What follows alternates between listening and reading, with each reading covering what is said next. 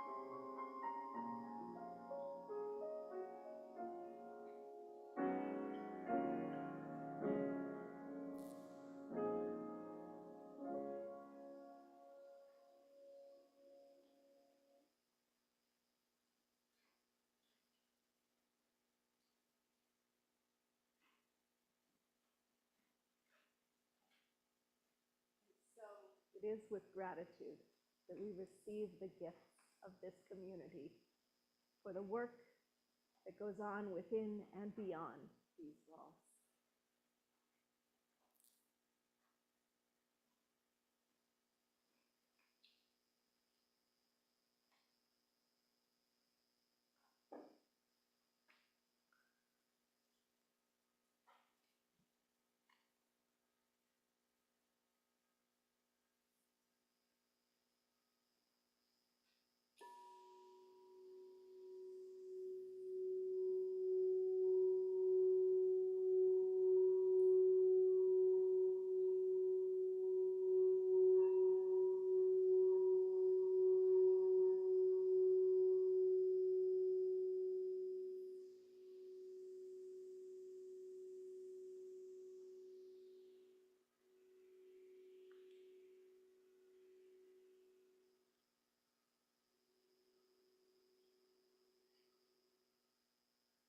This Labor Day weekend, we pause and let us make space for rest, as those who went before made space through labor movement successes, creating and shaping our 2-day weekend, dividing our days more equitably, 8 hours for work, 8 hours for rest, 8 hours for what we will.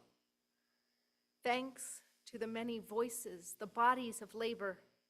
We are blessed with bread and roses, food for the body and for the spirit. Each and all of our days, thanks to the work of those who came before, we have something called retirement, which allows so many a chance to reflect and deepen and grow into their elderhood, to organize as well. To grow movements is sacred work, begetting sacred rest and creative space and opportunities for Sabbath for all people.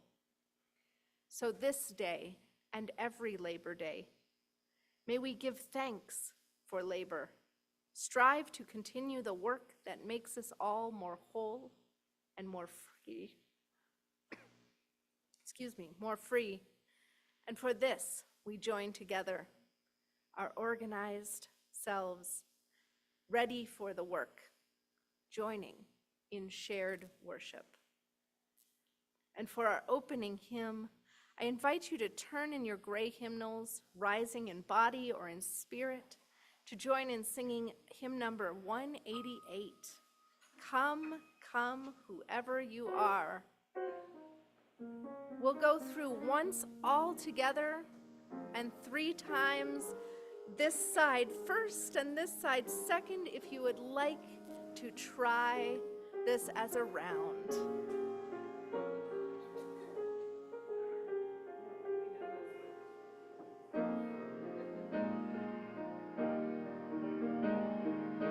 Come, come, whoever you are, wanderer, worshiper, lover of leaving, ours is no caravan of despair. Come yet again, come.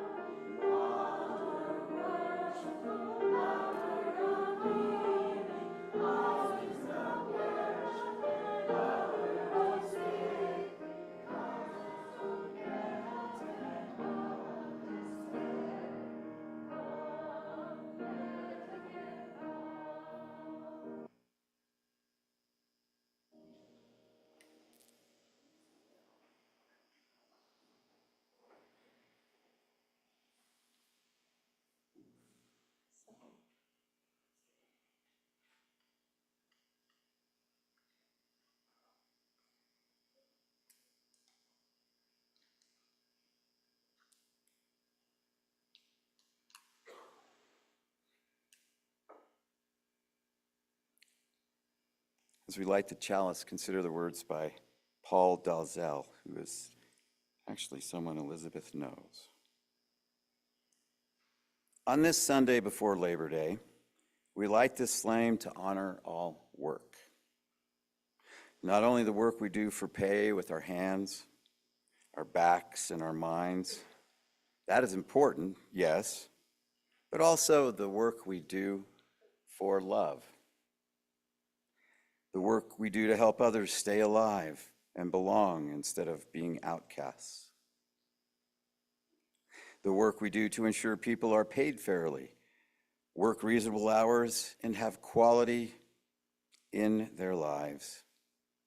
The work we do caring for the young, the old, the infirm. The work we do to mentor, to educate, to advocate, and to enrich community, the country, and the world. We honor all the labors that support our world and all the work we do to make this a better place.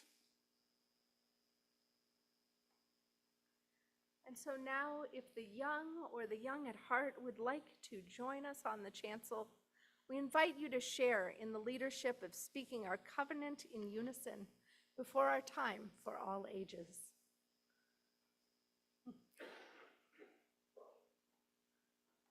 I swear we had younger people just a moment ago, but I think they've moved on. So I thank the young at heart folks who are joining. Much appreciated. All right. Sounds good. Well, today, it being Labor Day, I have a story from someone who some of you might know as a labor movement kind of guy, Pete Seeger. Pete Seeger was also, as it happens, a Unitarian Universalist. He was also a singer, a songwriter, and so he used to tell stories and sing songs together that might help people think creatively about how to do work and about a lot of other things that were important as well. Thanks for coming on up. So, this story is called Abby Yo-Yo, and it takes place in a village long ago and far away, where there were giants and elves and magical things and fairy tale creatures. In this village, there was a man who was what some might call a wizard or a magician, and he had a magic stick, a wand, that he used to use for playing tricks on people. He also had a son, and his son liked to play the ukulele. Now, has anybody heard a ukulele before? I have one. Yeah. It's kind of one of those sounds that can be really fun, but this son sometimes liked to play the same chord over and over and over and over.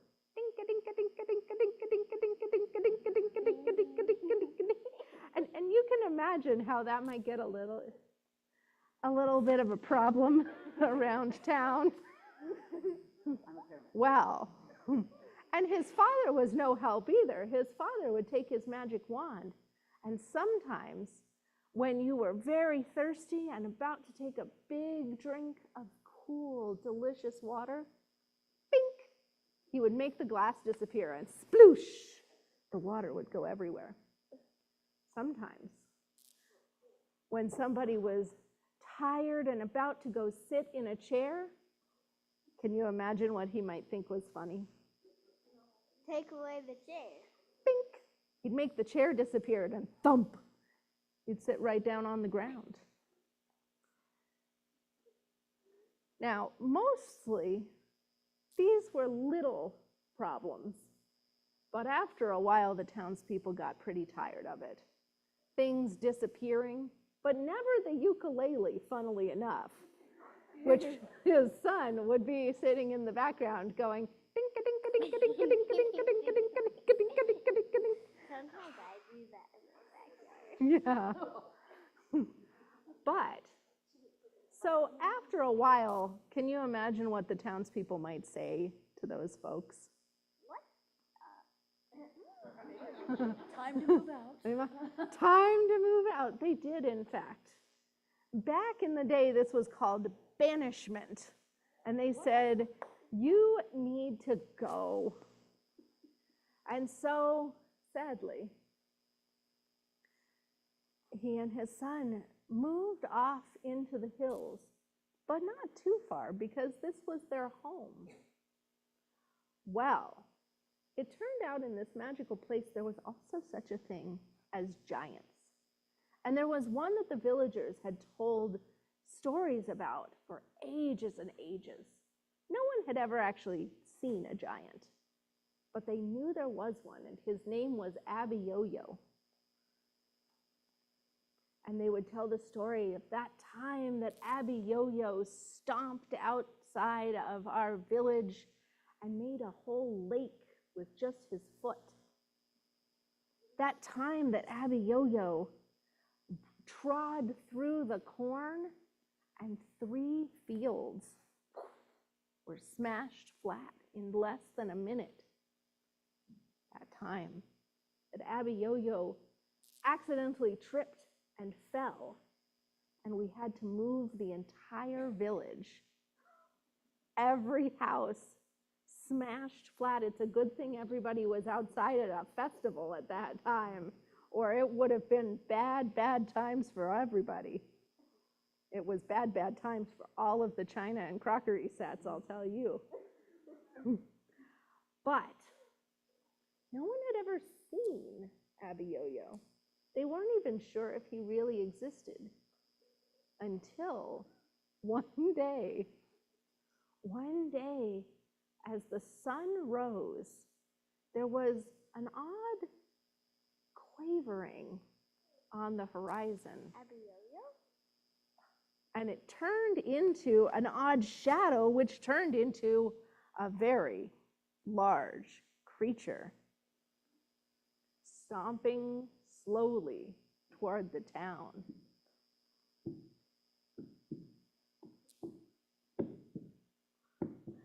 Well, the villagers didn't know what to do. Nobody really knew what to do.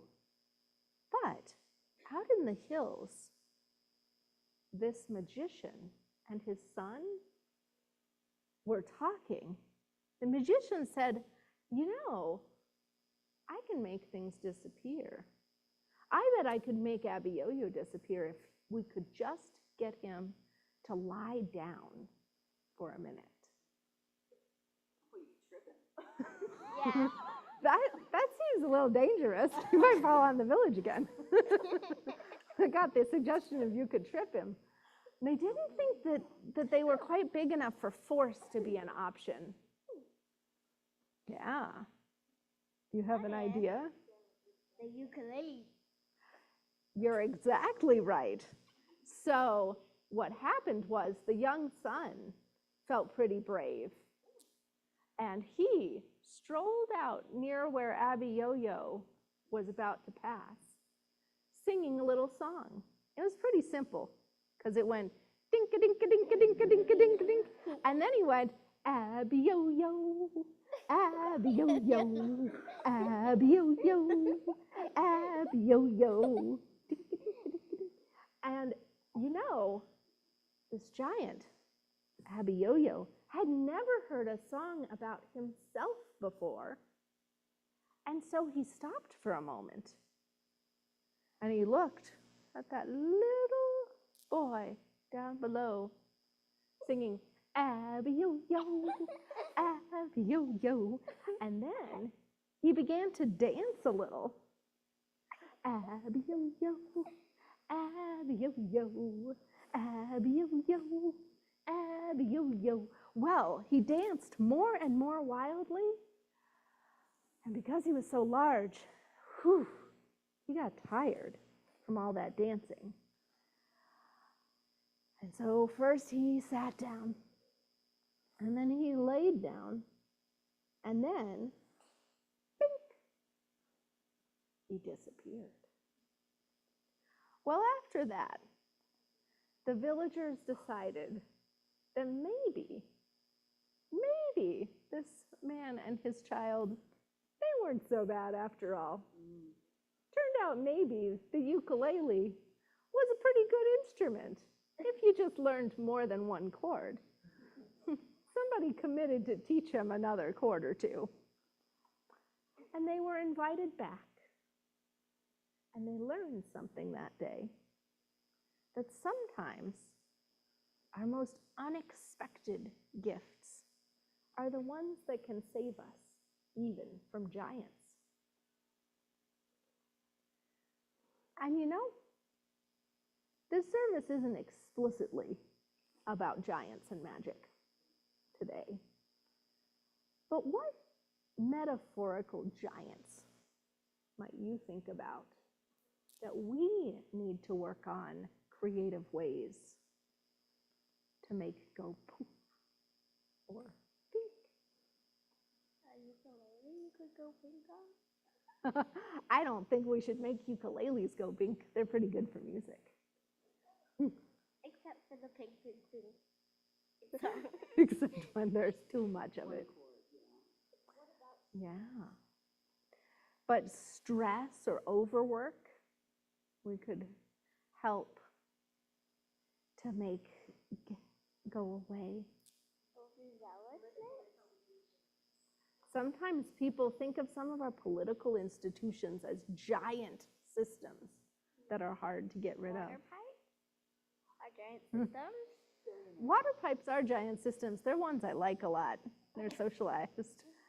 But billionaires are sometimes giants economically, and it's hard to think about how you might make those systems less powerful. Yeah, where does it? That's a question. Maybe it disappears into the wand. In Abiyoyo's world, it just goes poof, and we don't have to talk about that because it's a short story. In our world, I don't know. But there's a lot of stored value in a giant pile when a billionaire has all of it. So it's something to think about. Where might that go if it wasn't all stored up in one giant pile, like a giant or a dragon? And we don't have to find the answer today. In fact, we might not find the answer in these next 2 or 3 minutes because we might have to have a rest of a worship service. Yeah. But, yeah, I wish we could just make it so. What if they disappear into schools as stories? Mm-hmm. Yeah, distributed and composted and grown into something better sounds amazing. But this has been one of our core religious questions for a long time. In Islam, we deal with it with something called zakat, which is sharing 10% of everything you own at the end of each year with people who don't have as much as you. In the Hebrew tradition, there's a similar teaching that asks that you give charity and do justice. Is there any Hindu tradition? I think so, yeah. Dakshna is the word in Hindi traditions.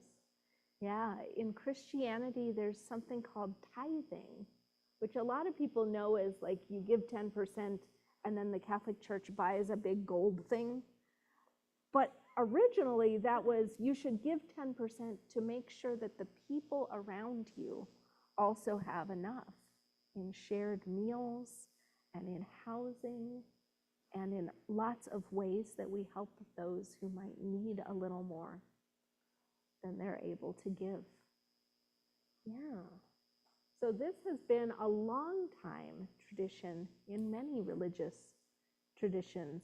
And in our tradition, we have a shared value of generosity. And so we're going to keep on thinking about all of those ways that we might make giants go poof in the coming days, coming weeks, coming years. He did not. That's an interesting thought. Thank you so much for being such a fabulous part of this story. I really appreciate your questions as well.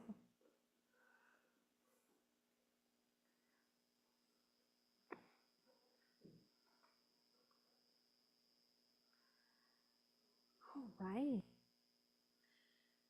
And so we take a breath,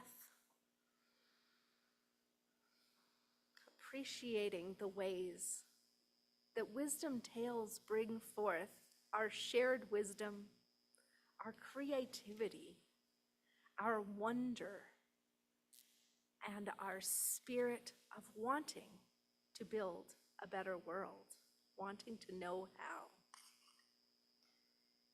In this ongoing spirit Will you join me in prayer? Creative Spirit, Spirit of life, of love, we gather once more to be with one another, to offer support as a comfort in hard times, and to celebrate our joyful moments, to dwell together in the wonder and the mystery of this magnificent and ever-changing life. Today, we celebrate that Reagan is happy about school, has made lots of new friends, and met a sweet boy. Really like teachers, and Reagan is excited to be back at church. Thank you for offering your excitement and your joy for us to share in celebration. Meg is celebrating her birthday on Tuesday and has a new novel out.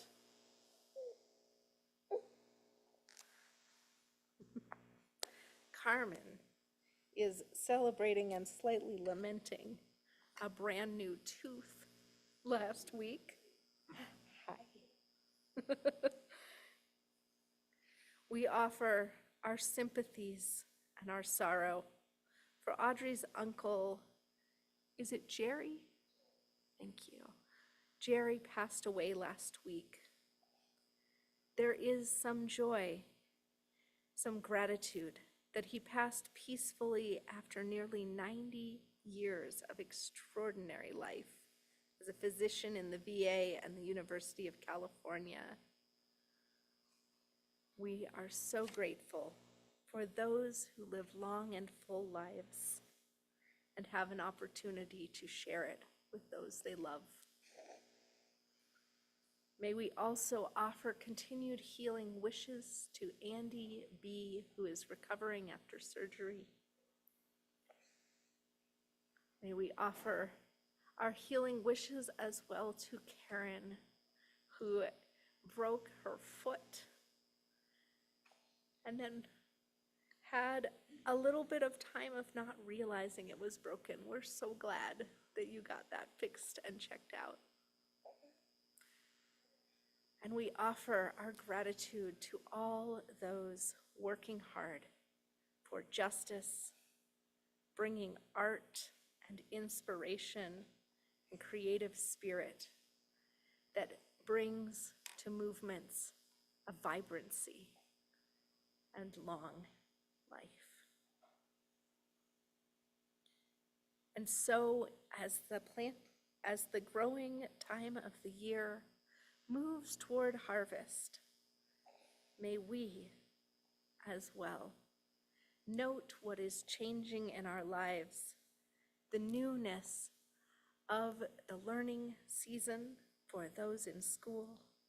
May we give thanks for the ever-changing earth and hold room in our hearts for all the joys as yet unshared and the sorrows too tender to be spoken aloud.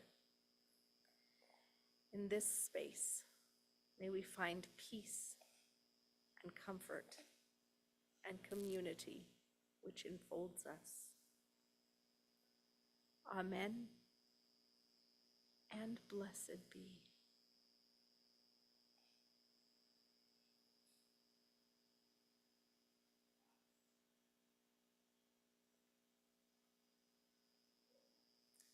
Today, we share a short Zen Buddhist tale, which is said to go like this. Hayakujo, a Chinese Zen master, used to labor with his pupils. Even after the age of 80, he was trimming the gardens, cleaning the grounds, and pruning the trees. And his pupils felt sorry to see an old teacher working so hard. They knew he would not listen to their advice to stop. So one day, they hid away his tools. That day, the master did not eat. nor the next day, nor the next. He may be angry because we have hidden his tools, the pupils surmised. We'd better put them back. The day they did, the teacher worked and ate the same as before. In the evening, he instructed them, no work, no food.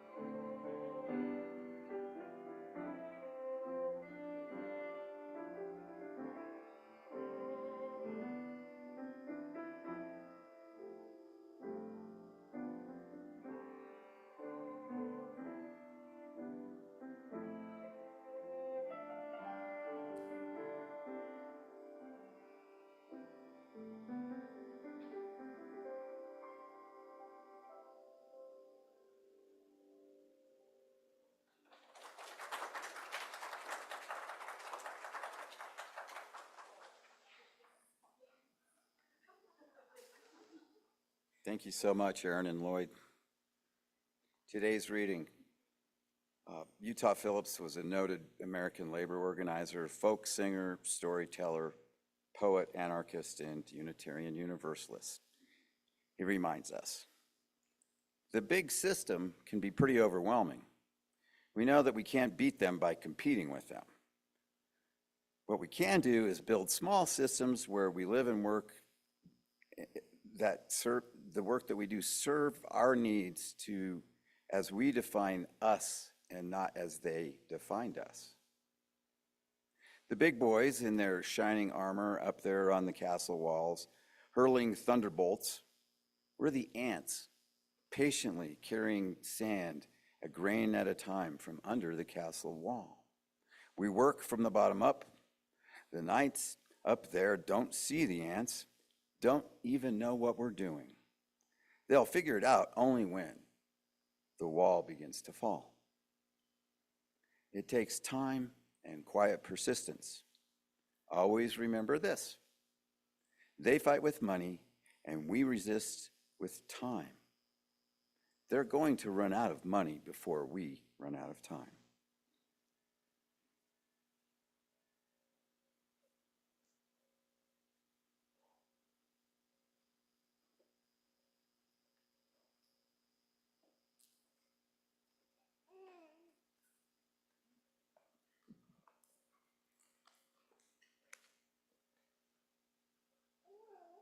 On this Labor Day, I have such special memories of 3 occupations that I've been blessed to have. These jobs or careers include junior high and senior high teacher, weather meteorologist, forecaster, and then later in life, a retail store customer service associate. Each of these occupations provided me with a common thread, dealing with people and having a caring heart. First, as a junior high and senior high teacher for 20 years, working with young people provided me with a better understanding of how young people are so much affected by many environmental elements. I learned early on how patience and a love for guiding young people in learning math and science were very important and therapeutic for me. Also, working with their parents, helping to guide and advise their children was a special experience as well. In science, especially doing lab experiments or going on field trips, provided special times together and a learning experience for both myself and the children and those around me. When you see a student connecting and understanding a concept and knowing that you help them to achieve that result, I would feel such a fulfillment and joy that prompted me to continue to help more students. Secondly, my most favorite career of all, to which I have a special love, is weather meteorology, which I spent 25 years. To me, this was indeed a labor of love. I have always had a special admiration for the beauty of nature, and especially in weather. From the cloud formations in the sky to a loud, wet thunderstorm with spectacular lightning to other types of storms. In their own way, they provide a strong spiritual connection and become part of my daily meditation and strength. Science, including weather meteorology, rely greatly, of course, on mathematics and computers, which have now become part of our modern life. While working as a weather meteorologist, another very important and special attribute of this line of work involves people. When making a weather forecast, I always had a special feeling, a connection between the beauty of nature and the people who receive the weather information, whether it's through a weather forecast, a severe storm warning, or relaying weather observations. I was blessed to be an employed government weather meteorologist for 25 years, but today I still in retirement receive much happiness and inspiration studying the weather. Since I had my hip replacement last year, I am back to enjoying my 1 to 3 mile walks every day. And on each walk, I feel invigorated and renewed watching weather elements as well as the flora and fauna on my walks. Also, flowers in bloom at various times of the year add to my enjoyment. And as a side note, I have developed one of my favorite hobbies, photography, which includes especially clouds and weather phenomena. Also, side note there, we remember well a few weeks ago the big hailstorm. And yes, I took pictures of that too. To me, retirement is not an end, but it's rather just a phase of life. So, I have found a third part-time career, customer service in a retail setting. This is another type of work I receive many spiritual blessings. In a local grocery store, working in customer service involves many different things, from checking out customers at cash registers, issuing money orders, and answering phone calls and questions. However, the most important asset of this work is being able to deal one-on-one with the customer. I have also fine-tuned my listening skills. Each of us has our own story to tell and have unique experiences. Many times, just taking a few minutes to listen to a problem or someone sharing a good event of that day becomes a treasured moment. Also, growing up, I received a blessing watching my father in his lifelong career as a mechanic on farm equipment. I saw and felt the love and passion he had for his work. There were times he would make a part for a tractor or hay baler and make it work. He'd go back to his workbench at the shop there and make the piece and go out in the hayfield and put it in and make it work. Because a thunderstorm occurring real fast is not good for the farmer trying to get the hay in. My dad performed this work in the little town in West Alabama in which I grew up for over 30 years before he retired. He made so many friends just because of sharing his talents through his work. Having been so fortunate to have jobs that I enjoyed and loved, spiritually it has given me true fulfillment and happiness. These were my lifelong occupations, but there are many smaller jobs that we do for other people through volunteering. These jobs help to supplement our full-time career jobs. I see that so many times in our church community here, whether preparing a meal, making a phone call, or taking part in our many church activities, that is evident.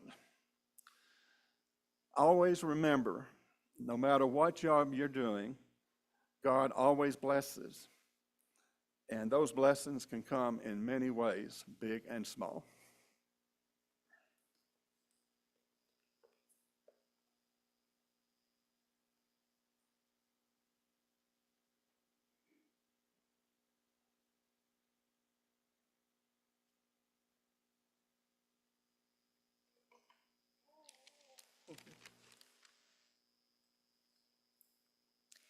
Nearly all of my life, I have enjoyed working at learning, working at dance lessons, piano lessons, church and Girl Scouts activities, along with the countless hours of practice and homework, home fun, more like.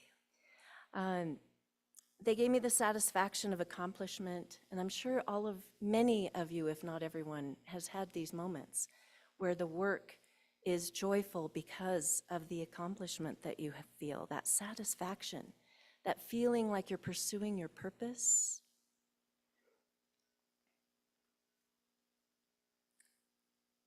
And sometimes even attaining excellence. And what does that feel like? We saw examples of that today.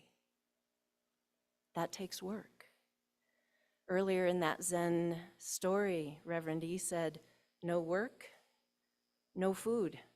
I would add, no work, no joy, no fulfillment. My labors led me to college, pursuing my drive to do research in the field of psychology. Took me to UCLA. I later realized that there were political aspects of that career that did not suit me. So I took a period of rest and regrouping, returning home to Cheyenne, being nourished by my parents for a few months while I decided what I was going to do when I grew up. I decided to pursue a career in massage therapy, and I have not ever regretted it.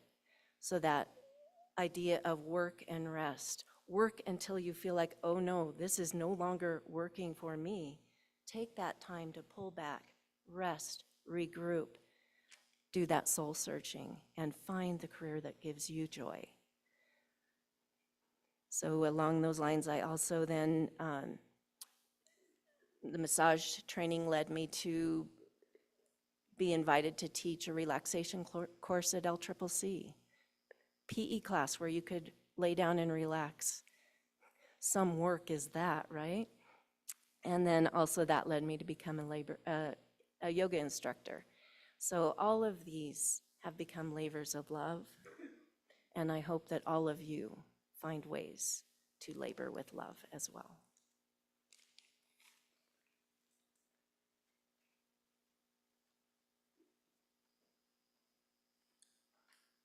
So I have a question for you. First, what was the most difficult year you've ever been through? So just contemplate that, and I'll give you. I'll explain why I asked that. I think a lot of the research says that adolescence is when it's really tough, and I certainly have my memory of 8th grade or whatever it was. It was extremely painful, and I kind of had gotten into that place where I was resentful. I learned along the way that, oh crap, I don't get to do the fun, adventurous kid, innocence, curiosity stuff because I have to become an adult. And we've like that was news. And then as I get older, I guess, I know now, human beings have never had it easy. I mean, surviving, I mean, God, we got it so much easier than our ancestors in so many ways, right? Yep, thanks, Aaron, yeah. So there's that idea that's like, we're gonna create our own challenges sometimes, of course. But I've worked on, it's kind of like Audrey and Mike, I've worked on, heck, allowance, man. I had to do my chores. That was sometimes hard, like 10 minutes. And so I thought I'd do a list, and then I'm like, God, my 3 to 5 minutes is, I can't even, well, I'll do my list. As a kid, really, Connor Hotel, Laramie, Wyoming, I'm gonna get the beer bottles and the cans from under the bar, and I was probably 110 pounds. I don't know, those cans weighed more than I did. It's a great opportunity, though. I actually went to the worm farm and loaded pickup trucks at 16 when I might have weighed 120 or 130 with dirt from the worms and then put it in the garden. And then I went to work at the University of Wyoming in the summers for a guy named Otto Dahl, who apparently was one of Hitler's gardeners before he came over here. Beautiful, that's why the grounds in Laramie are so beautiful during the spring and summer and even fall months. But summers, that's what I did. Go to college, summers, highway department, more building and grounds. One year I actually did flat roofs or the hot tar stuff. Finally get out of college, and I'm gonna go to work for the Stockman Farmer magazine, selling advertising to John Deere dealers. So it's really? I had to cut my ponytail. And maybe there's a fine line between connections and nepotism, but my dad got me a job working for the state of Wyoming as a claims specialist for the employment. Actually, no, this was as a statistical analyst for the Employment Security Commission.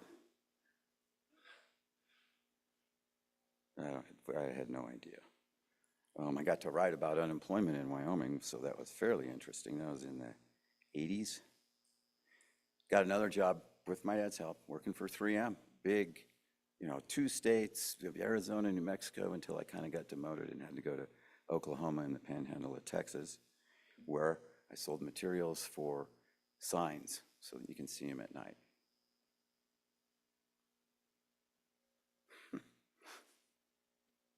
That didn't work out so well. Eventually, they said sayonara. I wasn't ready. I was having a lot of problems. And after a phase change and some treatment, my first job after that was when I sold the advertising. And then I went to work for victims' compensation in the Attorney General's office, helping victims of crime get what they were entitled to in terms of the statutes. At some point, I was going to be a teacher and a coach because that's what I loved. And when I started the internship at Cary Junior High School, and the inmates were running the prison, I basically said, I can't do this. I'm going to kill these kids. So I did a reset, went back to the college. Ironically enough, I get to work with the kids that I'm judging so harshly after I do some more of my own personal work as I get my master's in psychology, and I'm able to start working at the attention homes as a therapist, which I've been doing since the year 2000. Now I have openings and several different clients that I'm fortunate, or contracts that I'm fortunate to have. Couple of other pieces about that. I've shared with Elizabeth before service, my brother is younger than me. He's retired, but that's all fine. I mean, we've always been a bit different.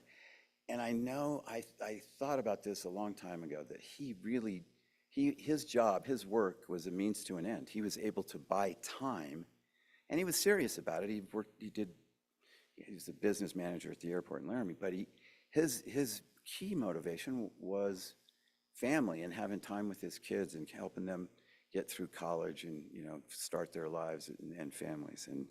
And I just never had that type of constitution. It was a bit more of kind of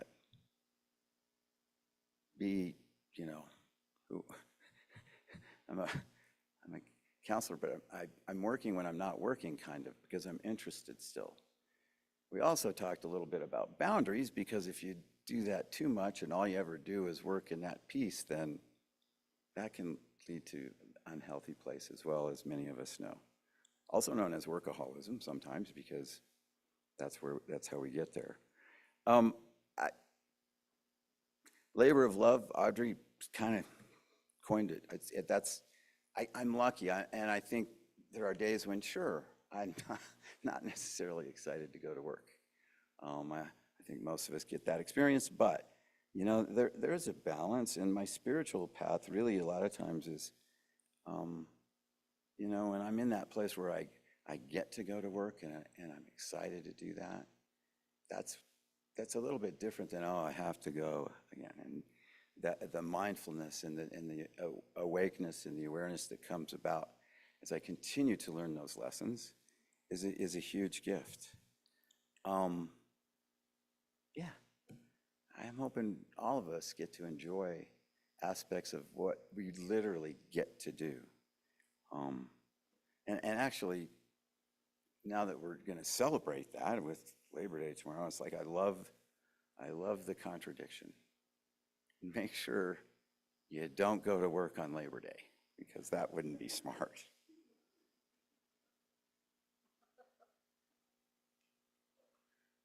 I too plan to not go to work on Labor Day. So it is. Sometimes no work, no food is a literal thing. If we don't farm, there is no food. If we don't do our 8 hours to get money, we can't buy food from the grocery store if we live in a city. Sometimes it's just that literal. Sometimes no work, no food is a wider meaning. Food for the spirit or the soul, the satisfaction of a job well done. Being able to know that you have the expertise to drill out a piece of metal and create a part that will mean that you can do your work right.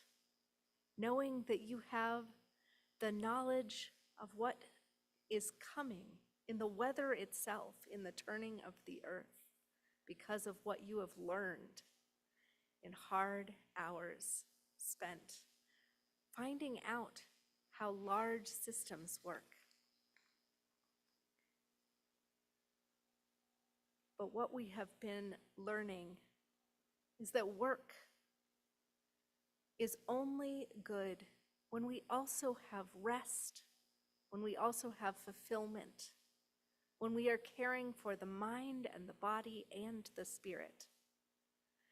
And so it is that as far back as the Gospel of Luke, we see that religion is inherently entwined with these ideas that work is necessary. The mundane world is a huge part of how we live physically, but that the spirit and the Sabbath and the space for rest and for creativity and for joy is just as much a part of who we are as human beings, finding meaning in our lives. And so it is that I get to tell you a little story about the stole I'm wearing. This stole is a bread and roses stole, made for me when I was doing ministry in Appalachia. Bread and roses was the slogan and cry of the 19-teens and 20s women's labor movement specifically.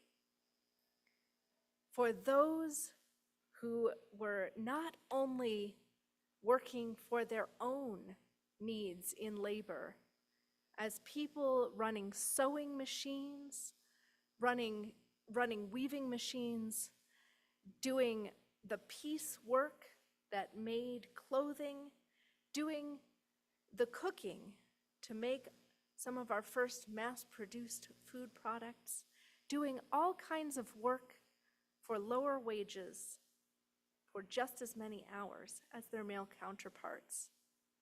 But also, they were thinking of their own husbands in the mines and the factories who were doing hard work that broke their bodies without limit, without any legal way of stopping the bosses from asking more and more and more. They thought of their own children, who they were raising as tenderly as possible, who would then go into those systems designed to break the body in order to feed a machine. For it was also a time in which the Vanderbilts, the Carnegies, all of these folks had huge wealth, and then there was a vast underclass. Back then, the call was for bread, yes, the food of the body, but roses too. The food, the beauty that feeds the spirit and feeds what else we need for life to be meaningful. And so we come to today, through that labor movement that my own ancestors were so involved in New York and Cleveland's factory towns, working with steel, working on the dockyards. In the 20s and 30s, great strides were made, and a middle class arose out of it in the 40s, 50s, into the 60s. In the 80s, someone got the brilliant idea that this vast middle class would be even better if there weren't so many restrictions on what you could do with all that money, all that wealth that so many had accumulated. And we began to tear apart the structures that created that safety for all, that well-being for all. And now we find, after 20 years, the bottom 25% of wages had remained stagnant, while our top 25% found their wages rising by 50%. From 2000 to the present, we've seen that accelerate, with wealth concentrated more and more in a smaller and smaller band of extremely wealthy citizens. And we come back around. For what we found in the parables all the way back in Jesus' time are pay your workers fairly. Pay your workers for what they have done, and even if you do not find the work completely done, pay your workers, for you are responsible for the community, and it pays to be generous. We find that our religious obligation is fairness, is equity, is generosity, and that must carry over into our work lives. If you have workers, to pay them fairly. If you have wealth, to give generously. If you are able to take the time to organize and to make sure that those protections exist for all people, for we are interdependent. Our society means that we cannot stand alone. We need every person to be well educated, well fed, well nourished in spirit, or we will not have a life full of meaning and hope for ourselves either, with what is around us slipping. Let us commit once more on this Labor Day to work that is just, to preserving our rest, and to offering creative solutions when we find problems in the world around us. In this way, we honor work and the spirit of Labor Day. And so, let me ask you to rise and grab your teal hymnals as we conclude our service with hymn number 1017. We are building a new way, and we'll sing verses 1, 2, and 5.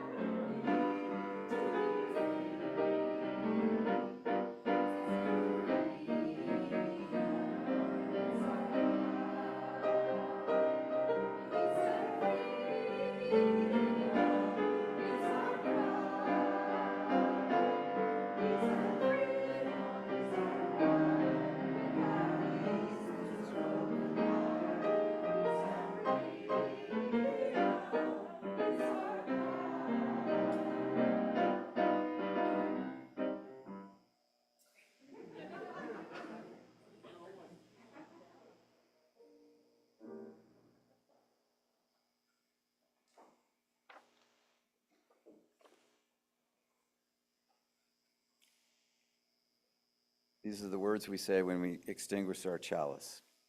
We extinguish this flame, but not the light of truth, the warmth of community, or the fire of commitment. These we carry within our hearts until we are together again.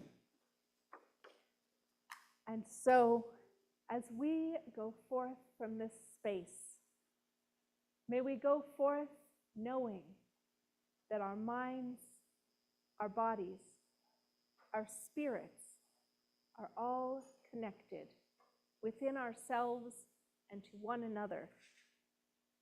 Therefore, may we do the work that makes all of us more free in this world. Blessed be